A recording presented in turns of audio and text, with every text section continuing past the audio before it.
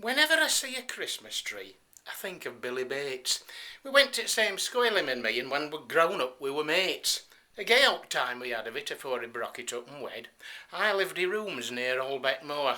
No ties for me, I said. And then we lost touch for many years until one Christmas Eve. Leeds Town Hall's clock was striking 10 when somebody tugged me sleeve. And there he was, same old Bill, wide grin, check cap, and canned. We stood there shaking hands until he almost break me hand. He says, "This lad calls for a drink this time afore the close. Then change the looks it pink." There's no wed, I suppose.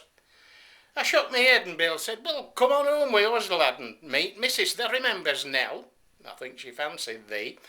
Bill added slapping me on back, but I'm not jealous sort. I never did make that mistake. It nobbut ends he court. "Sever, I'll cop me death," stood here, yapping with cold wind in my face. "We'll go to Scotsman for a beer and then back to marketplace. I promised Missus yesterday I'd buy a Christmas tree. I've 3 bairns now, they're all dead spit to me. But there's none but this enter suit. Why not spend Christmas with us, lad? Don't stand there like a gormless mute. Say yes, thou will. I'm right glad." Well, a few beers later, Billy Bates and none too steady me, we staggered back to market gates to buy a Christmas tree. We pushed and shoved with all us might, moved shoppers out at way. Bill bought a tree 3 yards the height, he girth 12 foot, I'd say. He says, "I'm having a bit of bother with me boats, the new one prone to slip. Tha'd best get on at roits while I grab on at tip, and that way I can guide the art until we come to the street." I said, "They should have brought a cart, these roits is out but late." He said, "I've left one bit curbside, I borrowed it today. We won't be long, lad, get his stride." Now we're on his way.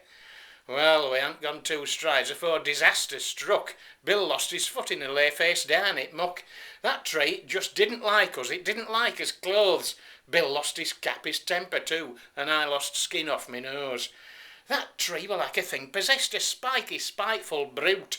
It tore Bill's breeks, pulled out his vest, and it ripped me Sunday suit. It knocked off hats at passers-by, its arms lashed out like whips, swept aside fresh fruit piled high, and one man's fish and chips. It took us both an hour or more to disentangle it through stalls and merchandise galore. One woman had a fit.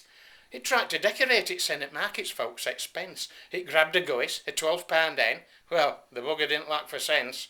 It thieved best blooms for flower stalls, bairns' toys, a side of beef, and then it had the nerve, the gall, to bring us both to grief. For when we got outside and we made for t'old Aunt Cart, 3 roits gate fast round me legs, and it almost stopped me heart. Road were like a skating rink with ice and slush and snow, and with that there cold I couldn't think, I ached from top to toe.